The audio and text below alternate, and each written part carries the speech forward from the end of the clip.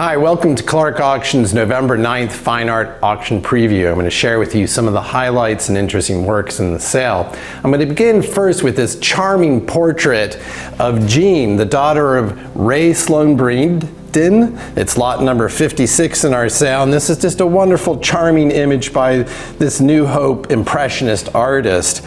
And like I said, this is a portrait of one of his daughters, and it's estimated $7,000 to $9,000. We're going to look next at a smaller painting, another portrait by the American artist Cecil Bell. This is lot 6, and this is a charming portrait of a woman sitting on a bench. We've got actually 3 works by Cecil Bell in the sale, so be sure to look at those. Now, another highlight that we've got in the sale is this wonderful Kenneth Noland.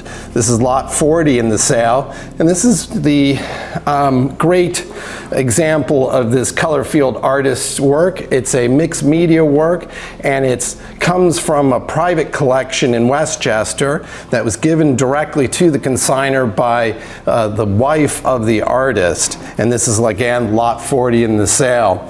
Now, moving along, we're going to go to the wonderful world of Wolf Kahn, lot 27, and this is some Barnes and Amagansett. It comes from a Long Island collection, and this is estimated at $6,000 to $9,000. And next, let's look at this Joan Miro, lot 47. This is an example from his La Courtesan Grotesque portfolio done in 1974, and it's a wonderful Miro.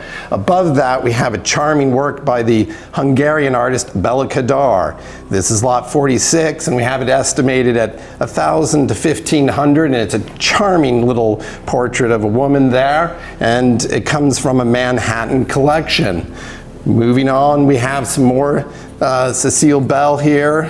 This is a wonderful woman on the Staten Island ferry, lot 4 in the sale, estimated at $6,000 to $9,000.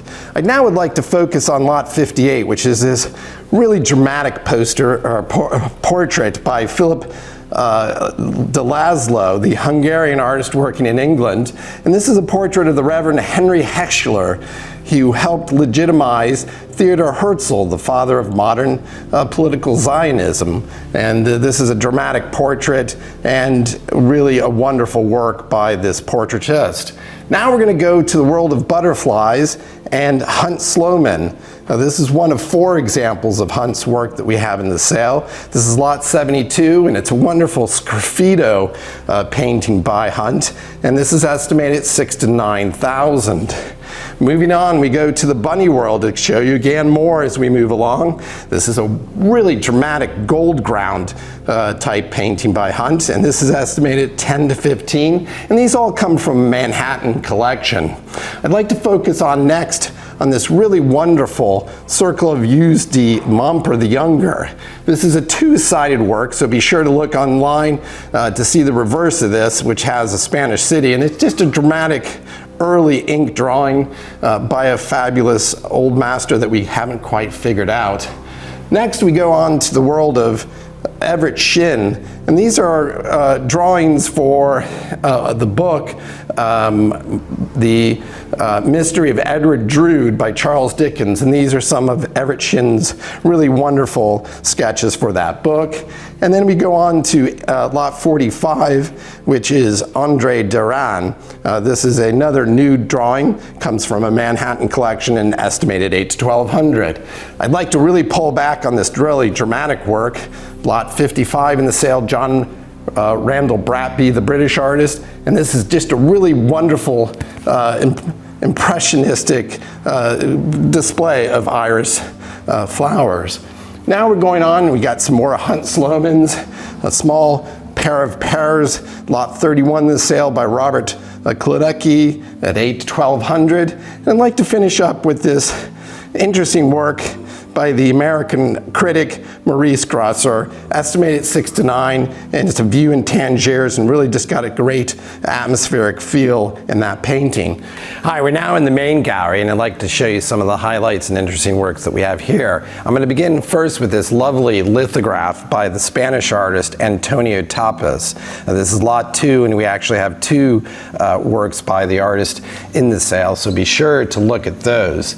And we're just going to give you a kind of a interesting view of things. And one of the interesting works that I want to focus on also is this Sasha Thibault, lot 3 in the sale. This is a Haitian artist, and this is some chickens. We actually have 2 works by this artist in the sale, so be sure to look at the catalog for the other interesting work. Going to photography, we're going to do lot 12 here, which is Margaret Bourke White, the famous female photographer, and this is 8 to 1200 on that. We're going to Charles Fusino, which is a regular here at Clarke Auctions. And I'd like also to focus on lot 17, this artist, Nigerian artist John, and this is 12 to 1800. And we're also going to look at Arnold Weber here, lot 39.